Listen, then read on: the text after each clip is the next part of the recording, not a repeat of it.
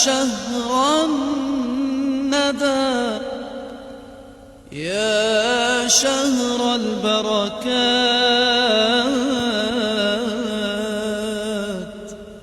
رمضان میں اللہ تبارک و تعالیٰ نے اس کا روزہ فرض کرتے ہوئے یہ بات کہی کہ شہر رمضان الذی انزل فیہ القرآن ھدی للناس وبینات من الھدی والفرقان فمن شہد منکم الشہر فلیصمہ. یہ رمضان کا مہینہ وہ ہے جس میں ہم نے قرآن اتارا، اور قرآن کوئی معمولی چیز نہیں، یہ اللہ تبارک و تعالیٰ کی طرف سے کھلی کھلی ہدایت کا راستہ ہے، واضح نشانیاں ہیں ہدایت پر چلانے کے لیے، اور فرقان ہے، یہ فرق کر کے انسان کو واضح کر دیتا ہے انسان کے سامنے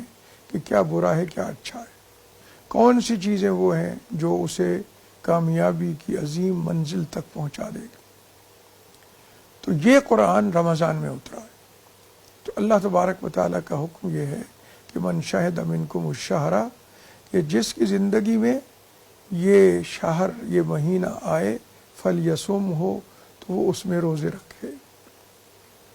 روزہ جو ہے یہ انسان کو بہت ساری چیزوں سے، دن کی مشغولیات سے، کھانے پینے کی فکر سے، بہت ساری چیزوں سے آزاد کر کے یکسوئی عطا کرتا ہے اللہ کی طرف. روزہ رکھنے کا مطلب یہی ہے کہ آدمی اپنی وہ جائز مصروفیتیں بھی ترک کر رہا ہے،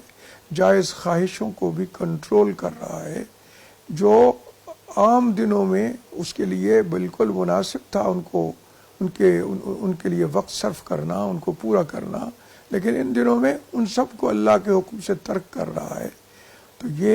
اس کی جو کیفیت ہے اللہ کے حکم سے جائز خواہشوں کو ترک کرنا، مصروفیتوں کو ترک کرنا، یہ ایک بہت بڑا قدم ہے اس کی طرف سے. ایسا قدم ہے کہ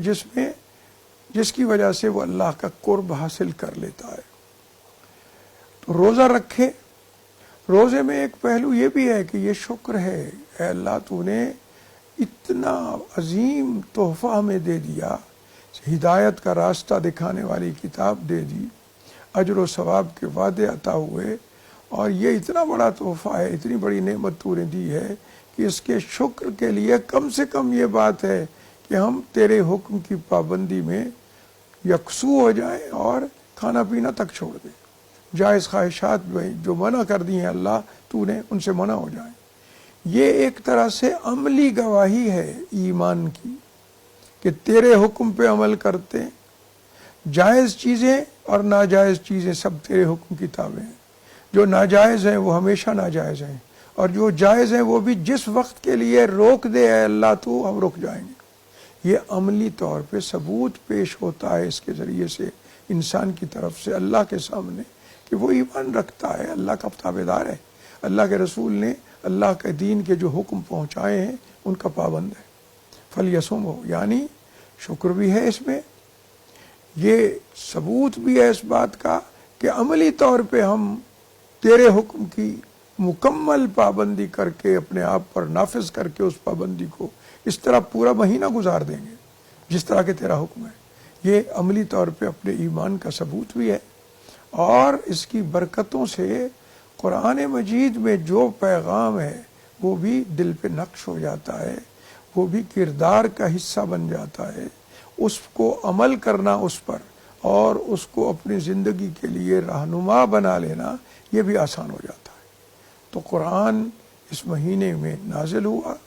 اس مہینے میں اسے سمجھنا چاہیے، اس پر مکمل عمل کرنے کا آغاز کرنا چاہیے، اور مکمل عمل کے اس سلسلے کو آگے لے جانا چاہیے. تو رمضان روحانی طور پہ برکتیں بھی ہیں، روح اور جسم کی شفا بھی ہے، اور رمضان اللہ کے سامنے ثبوت بھی ہے بندے کی طرف سے کہ میں مومن ہوں، تیری بات پہ یقین کامل رکھتا ہوں، تجھے رب اور رسول اللہ صلی اللہ علیہ وسلم کو تمہارا بھیجا ہوا رسول سمجھتا ہوں،